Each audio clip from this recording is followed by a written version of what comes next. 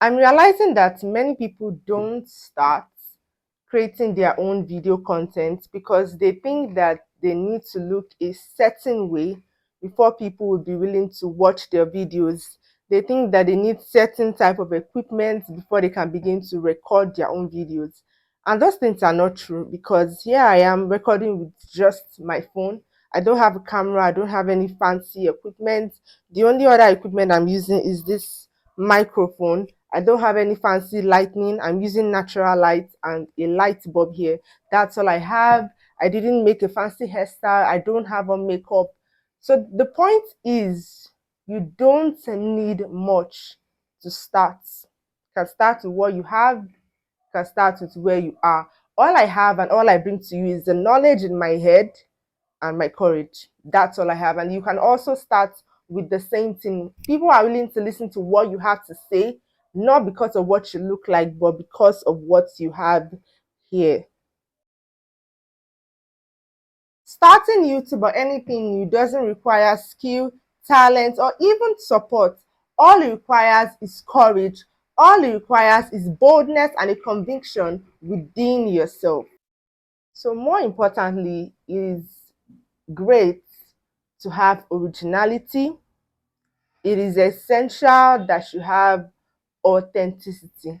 There are so many people now making video content. There are so many people doing so many. In fact, if you're going to go into a new sector, if you're going to go into a new niche, it is very hard for you to see someone that has not been doing what you plan to do, someone that is not already doing the things that you want to do. Very hard. So if you're going to start anything new, you need to bring something of yourself to the table. Everybody has something unique in themselves. Everybody has a new idea that they can offer. Everybody has something that makes them who they are. And that is your selling point. That is why people are going to watch you. That is why people are going to listen to you. So you have to leverage on that unique thing within yourself. You have to leverage on your originality and your authenticity. Of course, it is great to have mentors. It is great to watch other people who have done the things that you want to do. It is great to aspire to be like them, but you cannot copy them word for word. You cannot replicate who they are. You can take their blueprints and find a way that you can make it yours. Find a way that you can own it and your originality will still shine while using their blueprint. But you cannot copy everybody. You cannot copy anybody word for word. If you are aware of who you are and you are aware of the things that you stand for, that is a great advantage because so many people are not aware of who they are, so many people are not aware of what they stand for. So anything goes with them. But if you know who you are, you know what you stand for, it is so much more important because there are certain things that you would not. If it is easier to be original when you know who you are. It is important to know who you are. It is important to know your purpose and it is important to know where you stand. Because if you do not stand for anything, you're going to fall for everything. Some people definitely don't know who they are, and that's not a bad thing because so many of us are still discovering ourselves along the way. But if you already know who you are, you already know your purpose, it's important that you don't compromise on your values just because you want to fit in, just because you want to be accepted, just because you want to be liked. Within yourself, you have this urge, you have this conviction within yourself that you are called to reach across to people who are struggling with their finances, people who can barely feed, people who need hope, people who are hopeless, people who are struggling, people who are below average, people in the economy who are below, yet like the average status, people of low status. That is your calling. You feel like that is your purpose, to help people who are financially struggling, to give hope to the hopeless. But because your favorite mentor is living like a celebrity lifestyle, your favorite mentor is reaching across to people who are financially stable, people who are rich, you feel like that is a cool thing to do. You don't want to look a certain kind of way associating with people who are struggling financially. So you go ahead and you replicate what your mentor is doing. You're not being true to yourself, you're not being true to your calling, and you cannot really live a fulfilled life by replicating what someone else is doing, Rather, you should discover, look within yourself and discover who you are, discover why you're here, discover what your purpose is, and discover how you can live a fulfilled life. And basically, living a fulfilled life largely involves giving back to the society, largely involves giving back to the community, largely involves helping people, largely involves doing things outside of ourselves, doing things that are not 100% beneficial to just ourselves and ourselves alone. With 6 years of experience and over 15,000 satisfied customers, I feel like it's high time that I share my journey as a business owner living in Nigeria, as a business owner running her business in Nigeria. There's so many things you can learn from this channel, especially if you're thinking about starting your own business, particularly if you're starting with zero capital, because I also started my business with zero capital. We will be discussing the highs and the lows of running a business, mistakes, benefits, failures, consumer behavior, and how the economy affects businesses, both small and medium scale businesses.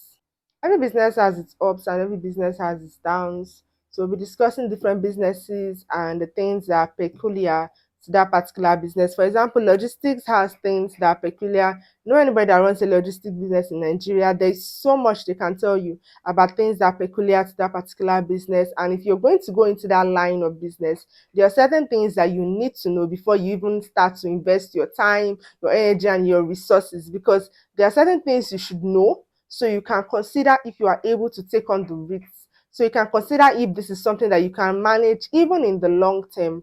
Other businesses, like something as basic as even selling pure water, also has its disadvantages and also has its advantages. Also, we'll be looking at businesses that come in different forms, or we'll be looking at businesses in different types, different sections. We'll be classifying them. There are businesses that are high profit and high cost of running. So such business that brings in a high profit and also has very high cost of running, at the end of the day, your profit margin may not be as large. By the time you're deducting all the running expenses, your profits may not be as much as it should be. It may be little to nothing, especially if you don't do your accounting properly. At the end of the day, your running costs, you may think you're making so much money per product sold or per batch sold, but by the time you calculate your running costs, calculate salaries and so many other things, the business, what you have left, will not be as much as you thought it was. So at the end of the day, you're really not making any profits. And then we have the businesses that are low profit, high cost of running. That one is even like a very no-go area at all, because of course the main purpose of starting a business, the main purpose of running a business is to make profits, to feed yourself, to feed your family, and to have leftover for enjoyment. Of course, another purpose of running a business is for longevity. Probably you want to pass down something to your children, or you want something that will outlive you. That's also very great. Also, for people that start NGOs, maybe to give back to the community, that's also very perfect. But for most people, the purpose and the aim of starting a business is to make profit. And then the best type of business to run is those that are high profit and low cost of running. That is definitely the best business to run.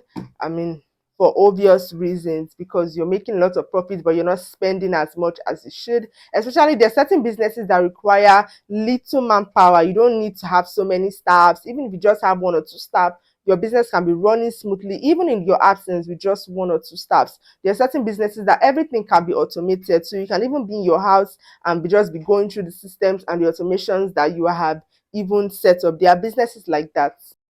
Of course, no business is easy, but some are easier to run and manage than others. Every business has its challenges. Like I said earlier, every business has things that are peculiar to them, but some are just more manageable than others. Also, it depends on your level of tolerance, it depends on your level of assimilation, your level of understanding, your level of patience. Some people are more relatable to their customers. Some people know how to relate more with their customers than others. So yeah, these are some of the things that we'll be discussing on this channel. Basically, everything business, everything entrepreneurship. There's a whole lot to discuss. There's a whole lot about the Nigerian small and medium based business sector. There's so much to discuss about it. I'll be taking questions, comments. If there's anything that you like us to talk about here, you can just drop a comment or leave me a message. Any suggestion, any contribution is like very highly welcome. Thank you for listening. Thank you for watching. Thank you for subscribing. This is my first video. I'll definitely appreciate any support and encouragement that I can get, and I assure you that I'll be getting better with time. Thank you very much for watching.